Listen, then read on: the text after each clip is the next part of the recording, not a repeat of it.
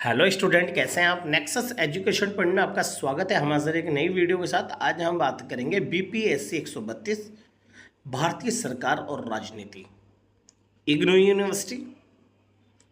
Topic है मौलिक अधिकार और नीति निर्देशक सिद्धांतों में अंतर स्पष्ट कीजिए। मौलिक अधिकार और नीति निर्देशक सिद्धांतों की संपूर्ण जानकारी के लिए हमारे इस वीडियो को लास्ट तक देखिए। अगर आपने अभी तक हमारे चैनल को सब्सक्राइब नहीं किया तो हमारे चैनल को सब्सक्राइब करें, बेल आइकन जरूर बजाएं ताकि हमारी आने वाली वीडियो का नोटिफिकेशन आपको आसानी से मिल सके। चलिए शुरू करते हैं। मौलिक अधिकार और नीति सिद्धांत में अंतर। भारतीय संविधान के तीसरे भाग में मौलिक अधिकारों की घोषणा की गई है, जिनका प्रयोग करके नागरिक अपने जीवन का विकास करता है, और ये अधिकार नागरिकों के सामाजिक व आर्थिक विकास को बढ़ावा देते हैं। जबकि संविधान के भाग 4 में राज्य के नीति निर्देशक सिद्धांतों का उल्लेख किया गया है, जो कि आर्टिकल 36 से 51 तक में वर्णित है। और नीति निर्देशक सिद्धांतों का उद्देश्य भारतीय लोगों का सामाजिक, आर्थिक, मानसिक तथा नैतिक विकास करना तथा भारत में कल्याणकारी राज्य की स्थापना करना है। तो जैसा स्टूडेंट मैंने आपको इससे पहले की 2 वीडियो में मौलिक अधिकार और नीति निर्देशक सिद्धांतों के बारे में बताया कि मौलिक अधिकार का संबंध व्यक्तियों से है, और ये जो सिद्धांत होते हैं ये मानव के व्यवहारिक सिद्धांत या अधिकार होते हैं। मौलिक अधिकारों का वास्तविक व्यवहारिक रूप में मनुष्य इसका इस्तेमाल करता है। भारतीय संविधान के भाग 3 में अनुच्छेद 14 से लेकर 32 तक में 6 प्रकार के मौलिक अधिकार व्यक्ति के विकास के लिए प्रदान किए गए, और ये अधिकार व्यक्ति के विकास के लिए अत्यंत आवश्यक है और जिनके बिना व्यक्ति अपने अस्तित्व का सर्वोच्च विकास नहीं कर सकता। मानव अधिकार व्यक्ति के सामाजिक आर्थिक विकास को बढ़ावा देते हैं, और मौलिक अधिकारों के पीछे दंड का प्रावधान दिया गया है, क्योंकि अगर कोई राज्य सरकार या प्रशासन या कोई संस्था या मनुष्य या कोई व्यक्ति अगर व्यक्ति के कोई मौलिक अधिकारों का हनन करता है तो वो व्यक्ति अपने अधिकारों की रक्षा के लिए न्यायालय का शरण ले सकता है। तो इस प्रकार मौलिक अधिकार जो होते हैं वो बहुत ही मजबूत होते हैं और इनके पीछे कानूनों का प्रावधान है।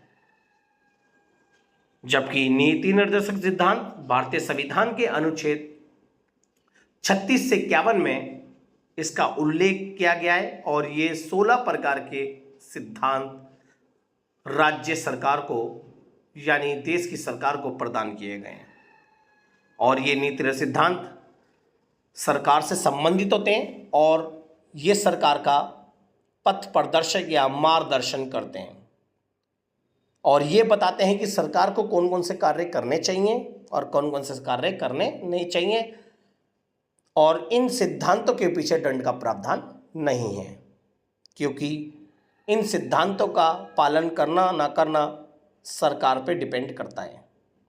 इसलिए इन सिद्धांतों का विरोध या इन सिद्धांतों का पालन करने के विरोध में हम न्यायालय का शरण नहीं ले सकते। इसलिए इन सिद्धांतों के पीछे दंड का प्रावधान नहीं है, और ये जो सिद्धांत होते हैं ये अव्यवहारिक होते हैं। अर्थात इसके विपरीत यदि सरकार नीति निर्देशक सिद्धांतों की अवहेलना करती है तो नागरिक न्यायालय के पास नहीं जा सकता।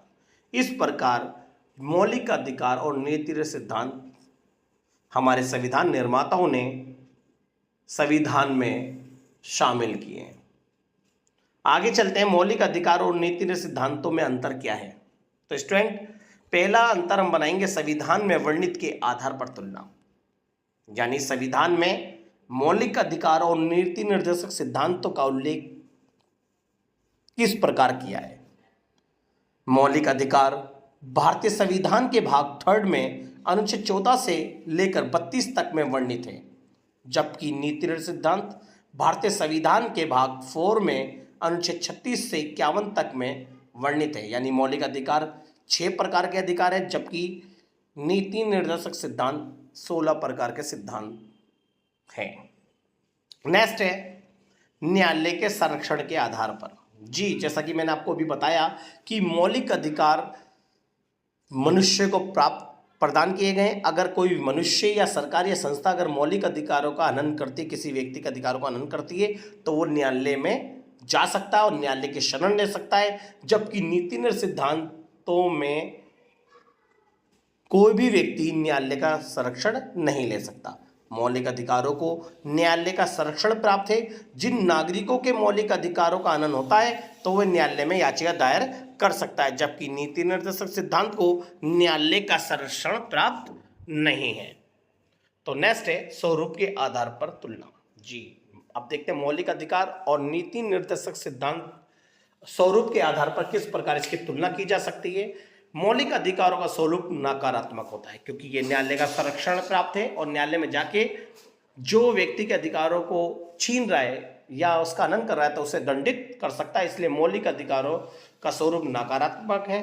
मौलिक अधिकार सरकार को आदेश देते हैं कि वे नागरिकों में जाति, धर्म, रंग, लिंग आदि के आधार पर भेदभाव ना करें, जबकि नीति निर्देशक सिद्धांतों में ऐसा कुछ नहीं है।